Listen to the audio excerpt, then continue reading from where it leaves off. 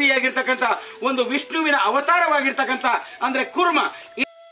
ಕನ್ನಡಿಗರಿಗೆ ನಾನು ನಿಮ್ಮ ಈ ಪ್ರೀತಿಯ ಪ್ರಕಾಶ್ U24 ಚಾನಲ್ಗೆ ತುಂಬ ಹೃದಯ ಸ್ವಾಗತ. ಹಾಗಾದರೆ ವೀಕ್ಷಕರೇ, ಇವತ್ತು ನಾನು ಮರಾಠ ಚಕ್ರವರ್ತಿಯಾಗಿರ್ತಕ್ಕಂಥ ಮರಾಠ ಗೋರ್ಪಡೆ ವಂಶಸ್ಥರಲ್ಲಿ ಅಂದರೆ ರಣ್ಣನಗರದಲ್ಲಿದ್ದೀನಿ, ಅಂದರೆ ಮುಧೋಳದ ಮಧ್ಯಭಾಗದಲ್ಲಿದ್ದೀನಿ.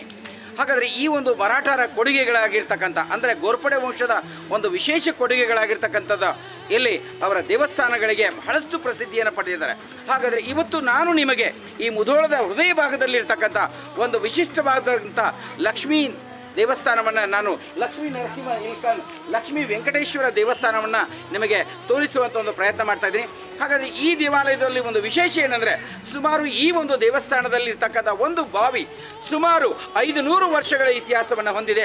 ಹಾಗೆ ಇಲ್ಲಿ ಸುಮಾರು 250 ವರ್ಷಗಳಿಗಿಂತ ಹೆಚ್ಚಿನ ಅವಧಿಯವರೆಗೆ ಬದುಕಿರುವಂಥ ಒಂದು ಆಮೆಯನ್ನು ಕೂಡ ನಾವು ಇಲ್ಲಿ ನೋಡಬಹುದು. ಹಾಗಾದರೆ ಆ ಒಂದು ಬಾವಿ ಹೇಗಿದೆ, ಅಲ್ಲಿ ಆಮೆ ಇವತ್ತು ಇದೇನೋ ಇಲ್ಲವೋ ಎಂಬುದನ್ನು ಕೂಡ ನೋಡೋಣ. ಹಾಗಾದರೆ ಇಲ್ಲಿ ಒಂದು ಗೋರ್ಪಡೆ ವಂಶದ ವಿಶೇಷವಾಗಿರ್ತಕ್ಕಂಥ ಕೊಡುಗೆಯನ್ನು ಕೂಡ ನಿಮಗೆ ತಿಳಿಸುವಂಥದ್ದು ಪ್ರಯತ್ನ ನಿಮ್ಮ ಮುಂದೆ. ಹಾಗಾದರೆ ಬನ್ನಿ ನನ್ನ ಜೊತೆಗೆ. ಸರ್ ಬನ್ನಿ. ಅಲ್ಲಿ ಶೈವ ದೇವಾಲಯವನ್ನು ಕಾಣ್ತಾ ಇದ್ದೀವಿ, ಶಿವನ ದೇವಾಲಯವನ್ನು ಕಾಣ್ತಾ ಇದ್ದೀವಿ, ಹಾಗೆ ವೈಷ್ಣವ ದೇವಾಲಯವನ್ನು ಕಾಣ್ತಾ ಇದ್ದೀವಿ. ವೈಷ್ಣವ ಅಂದ್ರೆ ವಿಷ್ಣುವಿನ ದೇವಾಲಯವನ್ನು ಕೂಡ ಕಾಣ್ತಾ ಇದ್ದೀವಿ. ನೀವು ನೋಡಬಹುದು, ಬಹಳ ವಿಶಾಲವಾಗಿರ್ತಕ್ಕಂಥ ಈ ದೇವಾಲಯದ ಪ್ರಾಂಗಣ ನಿಮಗೆ ಕಾಣ್ತಾ ಇದ್ರೆ. ನನ್ನ ಅರ್ಚಕರು ಏನಿದ್ದಾರೆ, ಬಹುಶಃ ಇದು ರಾಜ ಮಾಲೋಜಿರಾವ್ ವೆಂಕಟರಾವ್ ಗೋರ್ಪಡೆ ಅವರ ಕಾಲದಲ್ಲಿ ಅವರ ವೈದಿಕ ಅಂದರೆ ಅವರ ಮನೆತನದಲ್ಲಿ ಇರ್ತಕ್ಕಂಥ ದೇವರುಗಳನ್ನು ಪೂಜೆ ಮಾಡುವಂಥ ಜವಾಬ್ದಾರಿಯನ್ನು ಈ ಮನೆತನಕ್ಕೆ ಒಪ್ಪಿಸಲಾಗಿತ್ತು. ಇವತ್ತು ಅವರಿಗೆ ಚಕ್ಕೋತ್ ಸರ್ ಅಂತ ಕರೀತಾ ಇದ್ದಾರೆ.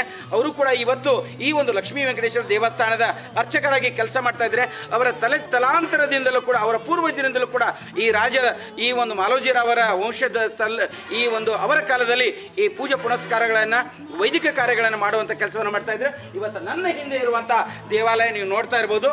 ಇದೇವೇ ಲಕ್ಷ್ಮೀ ವೆಂಕಟೇಶ್ವರ ಇಲ್ಲಿ ಬರ್ದಿದ್ದಾರೆ ನೋಡ್ರಿ. ಇಲ್ಲಿ ಸಾಕ್ಷಾತ್ ವೆಂಕಟೇಶ್ವರನ ದರ್ಶನ ಅಂದರೆ ತಿರುಪತಿಯಲ್ಲಿರ್ತಕ್ಕಂಥ ವೆಂಕಟೇಶ್ವರನನ್ನು ಕೂಡ ನಾವು ಇಲ್ಲಿಯೇ ನಮ್ಮ ಮುಧೋಳದಲ್ಲಿ ಕೂಡ ನೋಡಲು ಸಾಧ್ಯವಿದೆ. ಹಾಗೆ ನೀವು ನೋಡ್ತಾ ಇರ್ಬೋದು, ಒಳಭಾಗದಲ್ಲಿ ನಾವು ಪ್ರವೇಶ ಮಾಡೋಣ. ಕಟ್ ಮಾಡಿ ಸರಿ.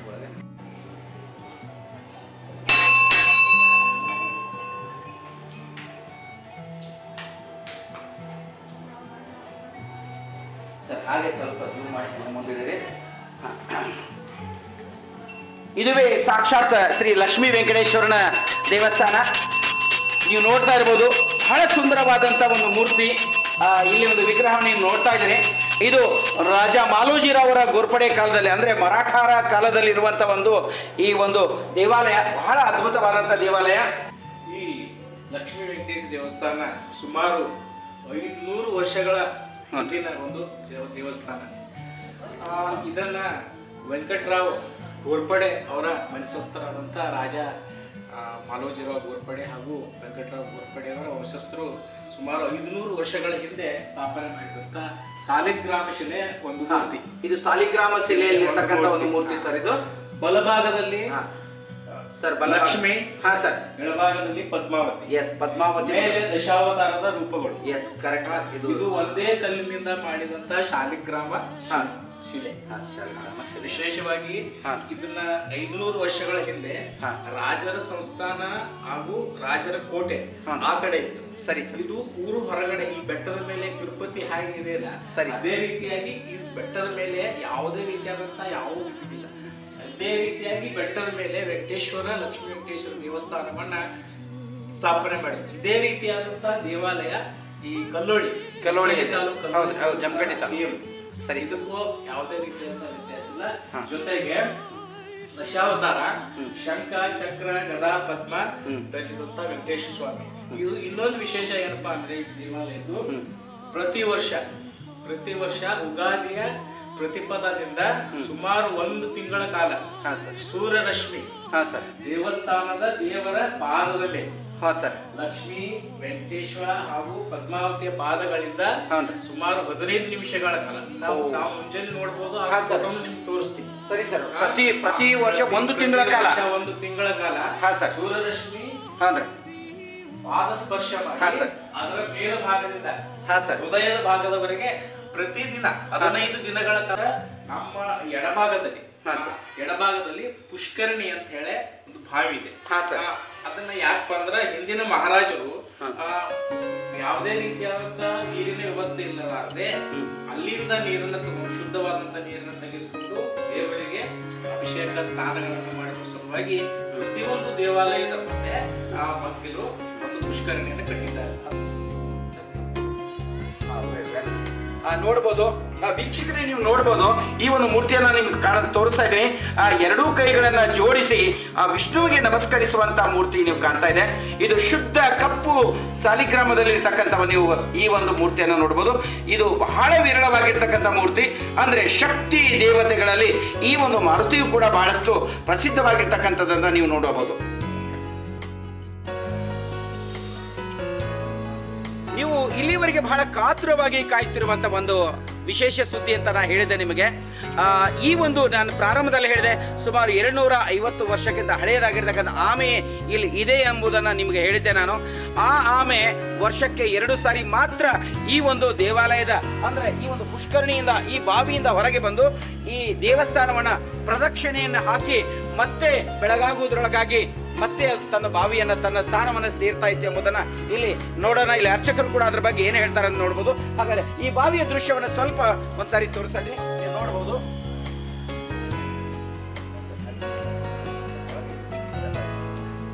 ಹಾಗೆ ನೋಡ್ಬೋದು. ಈಗ ನಾನು ನಿಮಗೆ ಬಹಳ ವಿಶಾಲವಾಗಿರ್ತಕ್ಕಂಥ ಪುಷ್ಕರಣಿ ಅಂತ ಕರಿತಾ ಇದ್ದೀನಿ.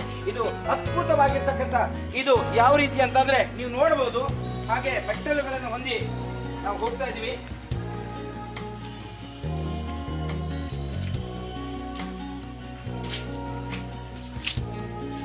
ಬಹುಶಃ ಇಲ್ಲಿ ನೀವು ನೋಡ್ತಾ ಇರ್ಬೋದು, ಈ ಬಾವಿಯ ಒಳಭಾಗದಲ್ಲಿ ನಾವು ಬಂದೀವಿ.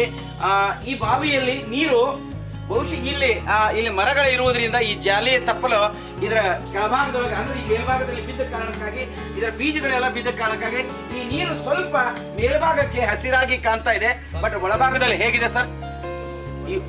ಇವತ್ತು ನೀರಿದೆ, ನೀರು ಈಗ ನೋಡೋಣ ಸರ್.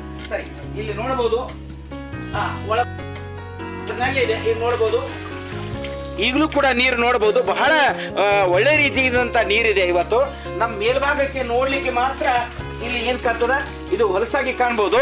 ಅಂದ್ರೆ ಈ ಮೇಲಿಂದ ತಪ್ಪಲು ಮಾತ್ರ ಬಿದ್ದಿದೆ.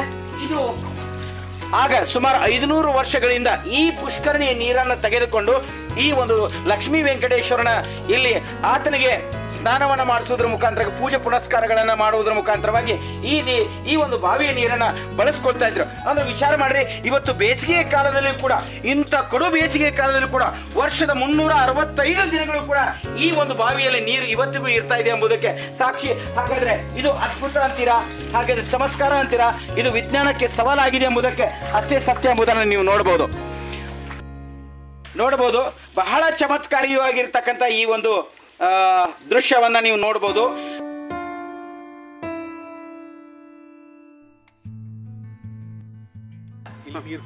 ಇಲ್ಲಿ ನೀರು ಕುಡಿತಾ ಇದ್ರು. ಹಿರಿ ಜೀವಿಗಳನ್ನ ನೀವು ಕೇಳಿದಾಗ ಆ ಹಿರಿ ಜೀವಿಗಳು 80 ರಿಂದ 90 ವರ್ಷ ಇದ್ದಂತ ಜೀವಿಗಳು ಪಟ್ಟಿ ಹಚ್ಚಿ ನೀರು ಒಯ್ತಿದ್ವಿಪ್ಪ ನಾವು. ಅಗದಿ ಸಿಹಿಯಾದಂತ ನೀರಿತ್ತು, ಬಹಳ ಸ್ವೀಟ್ ಆದಂತ ನೀರ. ದಿನಾಲು ಬೆಳಗ್ಗೆ 3 ರಿಂದ 4 ಗಂಟೆಗಳಿಂದ ಪಾಳಿ ಹಚ್ಚಿ ಪಟ್ಟಿಯಿಂದ ಅಲ್ಲಿ ಶಲಿ ಇದೆ ಸರ್. ಹೌದ್ರಿ? ಶಲಿ ಅಂದ್ರೆ ಹೆಂಗಿದ್ರಿ, ಎಲ್ಲಾ ಶಲಿಗಳು ಸಣ್ಣ ಬೀಳ್ತಾವ್ರಿ. ಈ ನಳದ ಗತೆ ಶಲಿ ಇದೆ ನೀವು ಈ ಸದ್ಯ ಒಂದ್ ತಾಸ್ನ್ಯಾಗ ಖಾಲಿ ಮಾಡ್ರಿ, ಬೆಳಗ್ಗೆ ಬಂದ್ ನೋಡಿರಿ ಎಷ್ಟು ನೀರು ಮತ್ತೆ ನೀರು ಇರ್ತದೆ. ಅಂದ್ರೆ ಭತ್ತದ ಶೆಲೆ ಇದೆ ಸರ್. ಸರಿ ಇರ್ತಕ್ಕಂಥ ಆಮೆಯ ಬಗ್ಗೆ ಬಹಳಷ್ಟು ಕೇಳಿದೀವಿ. ಅದ್ರ ಬಗ್ಗೆ ತಾವೇನು ಹೇಳ್ತಾ ಇದ್ದೀರಿ ಸರ್? ಆ ಕಡೆ ಹೇಳಿದ್ವಿ ಸ್ವಲ್ಪ ಹತ್ತಿರ ಎಲ್ಲರೂ ಜೋರ್ ಮಾತಾಡ್ತಾರೆ. ಈ ಬಾವಿ ಸುಮಾರು 500 ವರ್ಷಗಳ ಹಿಂದಿನ ಈ ದೇವಸ್ಥಾನ ಜೊತೆಗೆ ಕಟ್ಟಿದಂಥ ಒಂದು ದೇವಸ್ಥಾನದ ಆ ಬಾವಿ. ಜೊತೆಗೆ ಮೊದಲು ಪೂಜೆ ಪುನಸ್ಕಾರಗಳು ಎಲ್ಲ ಈ ಬಾವಿಯಿಂದಲೇ ನಡೀತಿದ್ದವು. ಜೊತೆಗೆ ಈ ಊರಿನ ಅರ್ಧ ಜನ ನಾವು ಸಣ್ಣವರಿದ್ದಂದ್ರೆ ನಾವು ಹುಟ್ಟಕ್ಕಿಂತ ಮುಂಚಿತವಾಗಿ ದಿನಾಲು ಬೆಳಗ್ಗೆ 2 ರಿಂದ 3 ಗಂಟೆ ಒಳಗೆ ಪಟ್ಟಿ ಹಚ್ಚಿ ನೀರು ತಗೊಂಡ ಪಾಳಿ ಮೇಲೆ ಇಡೀ ಊರಿನ ಅರ್ಧ ಜನ ಒಂದು ಬಾವಿಯಿಂದ ಹಿರಿಯರನ್ನ 80 ವರ್ಷ 90 ವರ್ಷ ಆದಂತ ಗಾಣಿಗೇರಿ ಗಲ್ಲಿ, ಕುರುಬುರ್ ಗಲ್ಲಿ, ಅದು ಅತ್ಯಂತ ನಮ್ಮ ತಾಯಿಯವರಿದ್ದಾಗ, ನಮ್ಮ ತಾಯಿಯವರು ತೀರ್ಕೊಂಡು 20 ವರ್ಷ ಆಯ್ತು. ನಮ್ಮ ತಾಯಿಯವರಿದ್ದಾಗ ಸಹಿತ ಆವೆ ಬೃಹತಾಕಾರ ಅಂತ ಸುಮಾರು ಅದು 25ರಿಂದ 30 ಗಾತ್ರದಲ್ಲಿ ಹೇಗಿತ್ತು ಸರ್? ಗಾತ್ರದಲ್ಲಿ. ಎಷ್ಟು ಗಾತ್ರದಲ್ಲಿ ಇತ್ತು ಸರ್?